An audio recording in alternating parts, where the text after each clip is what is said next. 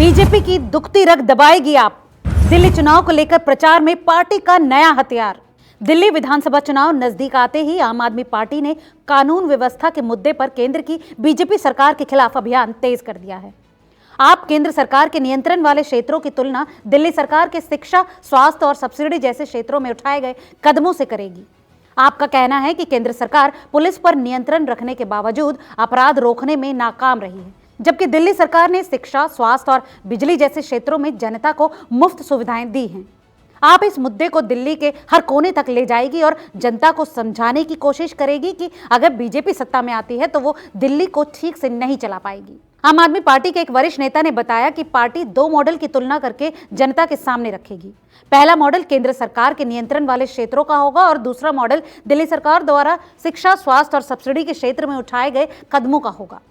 आप नेता ने कहा कि केंद्र सरकार के पास पुलिस का नियंत्रण है, लेकिन वो शहर में अपराध को रोकने में नाकाम रही है। हमारे पास शिक्षा, स्वास्थ्य और बिजली का नियंत्रण है, जहां हम लोगों को मुफ्त सुविधाएं दे रहे हैं। हम इसे दिल्ली के हर कोने में ले जाएंगे और बताएंगे अगर बीजेपी सत्ता में आती है तो वो शासन नहीं कर पाएंगे। एक नमूना लोगों के सामने है। मंगलवार को आम आदमी पार्टी के राष्ट्रीय संयोजक अरविंद केजरीवाल ने केंद्रीय गृह मंत्री अमित शाह पर हमला तेज करते हुए कहा कि अगर वो राजधानी में अराजक कानून व्यवस्था की स्थिति को नहीं संभाल सकते तो उन्हें इस्तीफा दे देना चाहिए। वो पीतमपुरा की एक झुग्गी बस्ती में अपने घर के बाहर चाकू मारकर हत्या कर दिए गए एक युवक के रिश्तेदारों से मिलने पहुंचे थे। वहीं एक दिन पहले वो नारायणा गए थे, जहां 6 महीने के अंतराल में एक ही परिवार के 2 सदस्यों की अपराधियों ने हत्या कर दी थी। केजरीवाल ने आरोप लगाया कि दिल्ली में जंगल राज है और शहर के लोगों ने कभी भी अपराधों को इतनी हद तक बढ़ते नहीं देखा। इससे पहले वो तिलक नगर सहित दिल्ली के अन्य क्षेत्रों का भी दौरा कर चुके हैं। इसके अलावा पिछले महीने ही मुख्यमंत्री आतिशी ने सुंदर नगरी का दौरा किया था, जहां हाल ही में एक 28 वर्षीय युवक की दिन दहाड़े हत्या कर दी गई।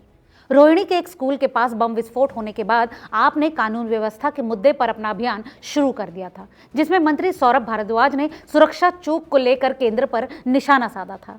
धीरे धीरे पार्टी ने इस मुद्दे पर और जोर दिया और पिछले 2 हफ्तों में केजरीवाल ने जितनी भी पदयात्राएं की हैं, उन सभी में कानून व्यवस्था मुख्य मुद्दा रहा है। याद दिला दें कि दिल्ली विधानसभा चुनाव अगले साल फरवरी में होने की संभावना है। पार्टी के एक वरिष्ठ पदाधिकारी ने कहा कि आने वाले दिनों में आम आदमी पार्टी के अभियान की तीव्रता और बढ़ेगी, क्योंकि कानून व्यवस्थाएं की समस्याएं सीधे लोगों को प्रभावित करती हैं। उन्होंने आगे कहा कि हम चाहते हैं कि दिल्ली एक सुरक्षित जगह बने, लेकिन ऐसा लगता है कि संगठित गिरोह शहर में काम कर रहे हैं, क्योंकि अब वो इसे सुरक्षित ठिकाना मानते हैं।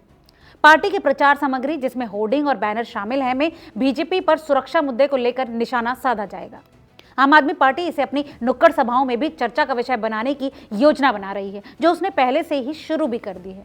तो आम आदमी पार्टी को बीजेपी के इस मुद्दे पर घेरने पर आप क्या समझते हैं? हमें कमेंट करके जरूर बताएं और ऐसी तमाम और अपडेट्स के लिए देखते रहिए रिपोर्टर जी।